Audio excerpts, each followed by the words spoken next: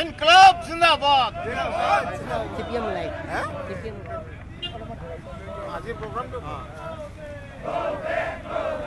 অত্যাৱশ্যকীয় সামগ্ৰীৰ যি অসহনীয় মূল্য বৃদ্ধি হৈছে, আলু, পিঁয়াজ, শাক পাচলি, মিঠাতেলৰ পৰা আৰম্ভ কৰি সৰ্ববিধৰ অত্যাৱশ্যকীয় সামগ্ৰী জুই চাই দামৰ ফলত আজি জনসাধাৰণ মাৰাত্মকভাৱে জুৰুলা হৈছে।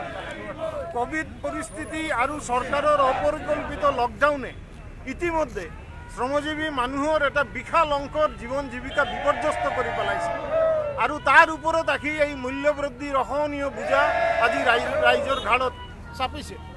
চৰকাৰ নিৰ্বিকাৰ।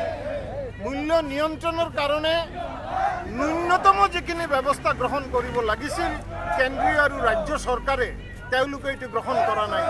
আজি আমি ধিক্ষাৰ জনাইছোঁ যে আমাৰ ৰাজ্যৰ যোগান মন্ত্ৰীয়ে তেওঁ কৈ আছে যে ৰাস্তাৰ যিসকল সৰু বেপাৰী তেওঁলোকৰ কাৰণে হেনো মূল্য বৃদ্ধি হৈছে। তেওঁ বজাৰ সম্পৰ্কে নাজানে, তেওঁ অৰ্থনীতি সম্পৰ্কে নাজানে আৰু সেইকাৰণে তেওঁ জনসাধাৰণৰ প্ৰতি তেওঁৰ কোনো দায়বদ্ধতা নাই, গতিকে এই ধৰণৰ মন্তব্য তেওঁ দিব পাৰিছে। আজি কেন্দ্ৰীয় চৰকাৰে অত্যাৱশ্যকীয় সামগ্ৰী আইন সংশোধন কৰি পিঁয়াজ, আলু, দাইল, মিঠাতেল এইবিলাক অত্যাৱশ্যকীয় সামগ্ৰীৰ তালিকাৰ পৰা বাদ দিছে। এইবিলাকৰ মজুতৰ ওপৰত যি ঊৰ্ধ্বসীমা আছিল উঠাই দিছে, যাৰ ফলত আজি বৃহৎ ব্যৱসায়ী গোষ্ঠীয়ে মজুত কৰি মূল্য বৃদ্ধি কৰাৰ সুবৰ্ণ সুযোগ লাভ কৰিছে আৰু তাৰ প্ৰত্যক্ষ প্ৰভাৱ আজি বজাৰত পৰিছে। আজি অসম চৰকাৰ নিৰ্বিকাৰ, কোনো ধৰণৰ ব্যৱস্থা লোৱা নাই। ইমান সংবেদনশীলতাৰ তেওঁলোকৰ অভাৱ, জনসাধাৰণৰ প্ৰতি দায়বদ্ধতাৰ অভাৱ আগৰ কোনো চৰকাৰক আমি দেখা নাই। আজি কেৰালাৰ বাও গণতান্ত্ৰিক চৰকাৰে তেওঁলোকে খাদ্যশস্য ফল মূলৰ পৰা আৰম্ভ কৰি 15বিধ অত্যাৱশ্যকীয় সামগ্ৰীৰ দাম বান্ধি দিছে আৰু সেই দামত যাতে বজাৰত বিক্ৰী হয় সেইটো নিশ্চিত কৰিছে। ৰাজহুৱা বিতৰণ ব্যৱস্থাৰ জৰিয়তে সাধাৰণ ৰাইজক এই 15বিধ সামগ্ৰী সুলভ মূল্যত কেৰালাৰ চৰকাৰে যোগান ধৰি আছে। 87 লাখ মানুহ তেওঁলোকক বিনামূলীয়াকৈ এই অত্যাৱশ্যকীয় সামগ্ৰীবিলাক কেৰালা চৰকাৰে যোগান ধৰি আছে। আজি কেৰালাৰ চৰকাৰে যদি যোগান ধৰিব পাৰে, অসম চৰকাৰে কিয় নোৱাৰে? ইয়াৰ কাৰণ হৈছে কেৰালা চৰকাৰ জনসাধাৰণৰ প্ৰতি দায়বদ্ধ আৰু অসম চৰকাৰ জনগণ বিৰোধী, আৰু সেইকাৰণে আজি এই ধৰণৰ অসহনীয় অৱস্থাৰ মাজত আমাৰ ৰাজ্যৰ জনগণ পৰিছে। আৰু মানুহে যেতিয়া আন্দোলনৰ ৰাস্তা লৈছে, বিক্ষোভৰ ৰাস্তা লৈছে, তেতিয়া তেওঁলোকে সাম্প্ৰদায়িক বিভাজনৰ কাৰণে নানান ধৰণৰ উচতনিমূলক বক্তব্য ৰাখি আছে, যাক আমি ধিক্ষাৰ দিওঁ আৰু আমি ৰাইজক এই মূল্য নিয়ন্ত্ৰণৰ দাবীত ঐক্যবদ্ধ আন্দোলন গঢ়ি তুলিবলৈ আমি আবেদন জনাইছোঁ।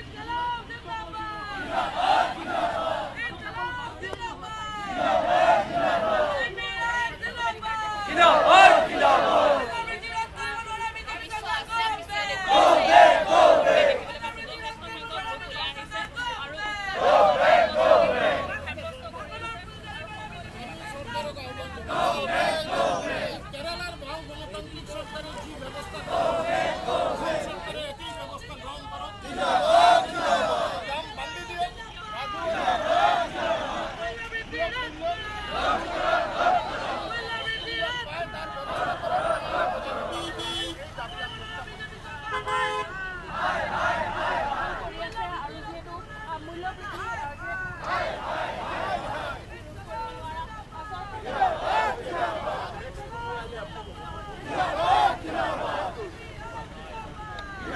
Yeah.